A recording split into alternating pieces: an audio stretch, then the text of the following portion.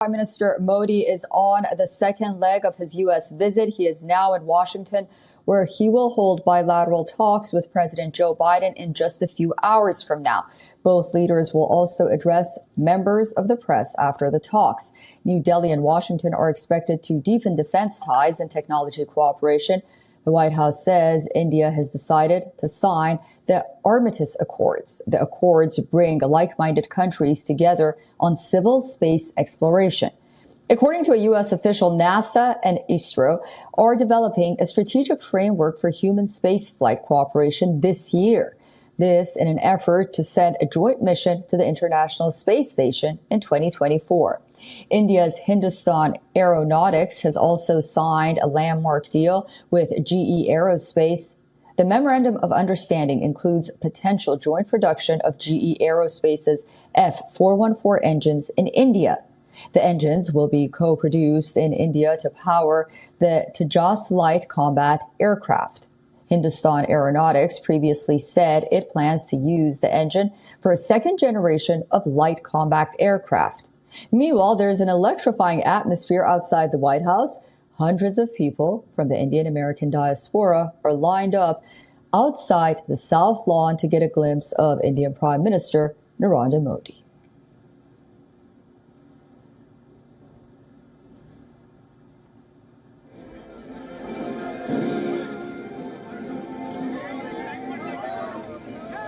President Joe Biden and First Lady Jill Biden welcomed Prime Minister Modi at the White House on Thursday. Washington is looking to solidify its ties with New Delhi in a move to offset China's strategic diplomatic maneuvers and military aggression. In a few hours, the White House will welcome the Indian Prime Minister with full military honor. President Biden and Prime Minister Modi will hold bilateral talks. Post this, the two leaders will address joint press conference followed by a lunch at the White House. Later, Prime Minister Modi will address a joint session of the U.S. Congress, which will make him the first Indian Prime Minister to do so twice. Modi will conclude his day with a state dinner at the White House hosted by the Bidens. The historic state visit by Prime Minister Modi is expected to be a turning point for U.S.-India ties. The two leaders will also sign a maritime deal. This will allow U.S. Navy ships in the region to stop at Indian shipyards for repairs. This is part of Washington and New Delhi's agenda to modernize their defense cooperation.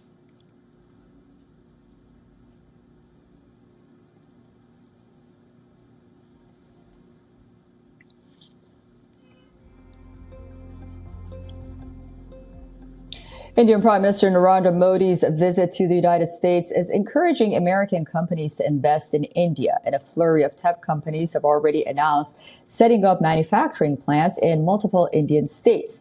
Today, we bring you the latest deals which have been signed by the tech firms.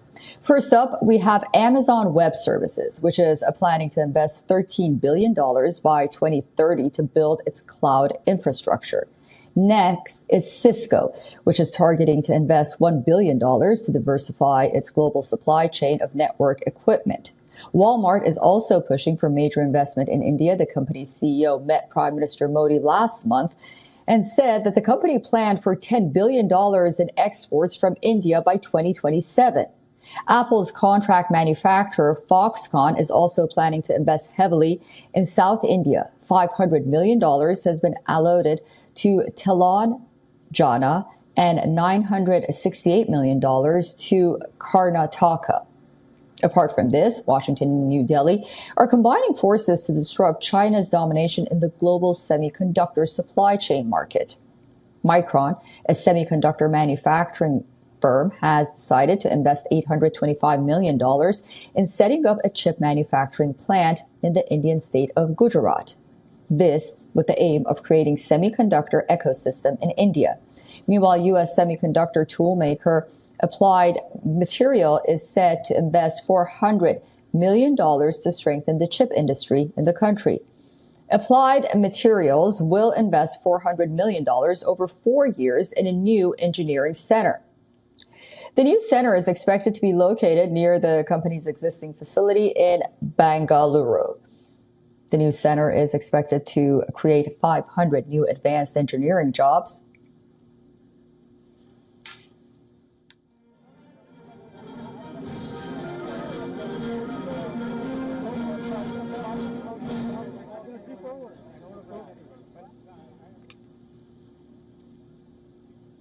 For more on this, we are being joined by VOA correspondent Jessica Stone and our principal diplomatic correspondent, Siddhant Sabal from the White House. Great to see you both.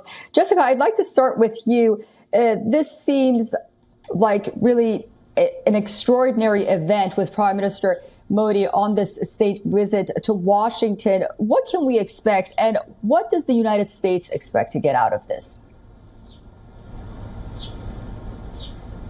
Well, the U.S. has a couple of motives here. We've talked a lot about the motive to have more help in countering China, but we have talked less about the U.S. desire to wean India off Russian-made weapons.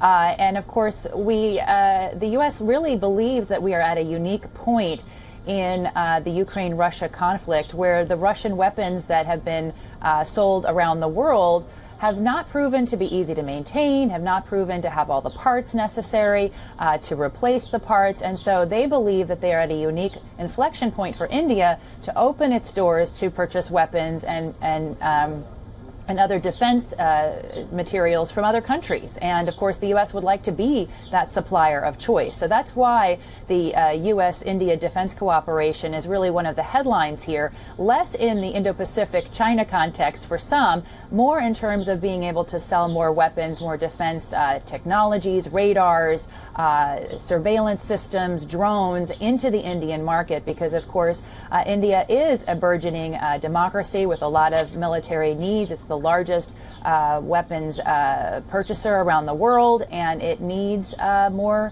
infrastructure from around the world, the U.S. would argue. So that's a real motive here in the United States. Of course, defense technology and defense contractors here in the United States have a reduced market going forward in some of the markets they're used to being in, Afghanistan, Iraq, and the Middle East more broadly. So they need to find new markets, and India is certainly a huge target. We saw so many contractors at the INDUSX conference just across the street at the U.S. Chamber of Commerce yesterday, and a lot of mutual excitement to jointly develop these technologies, not just purchase them on the part of the Indian government, but jointly develop them going forward.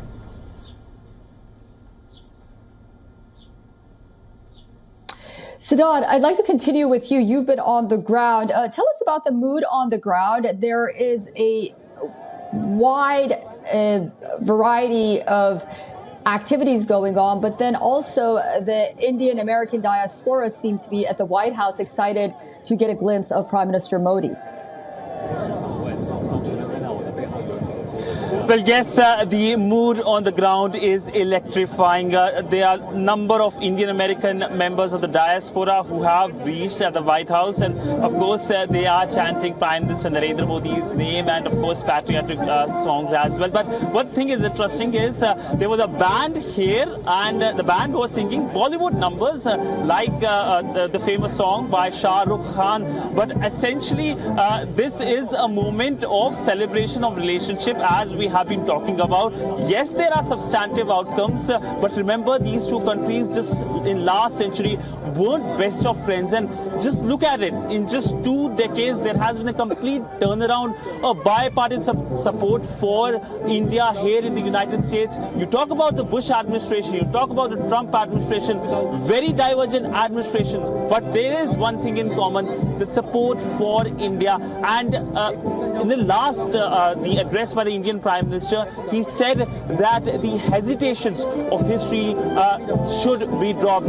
During this visit and during his address, perhaps not only the hesitations of history have been dropped, but they have been buried forever, as US and India look forward to a major engagement, perhaps not an embracement, which is not in the foreign policy of India, but some kind of big ticket announcement. Some of them have already been made.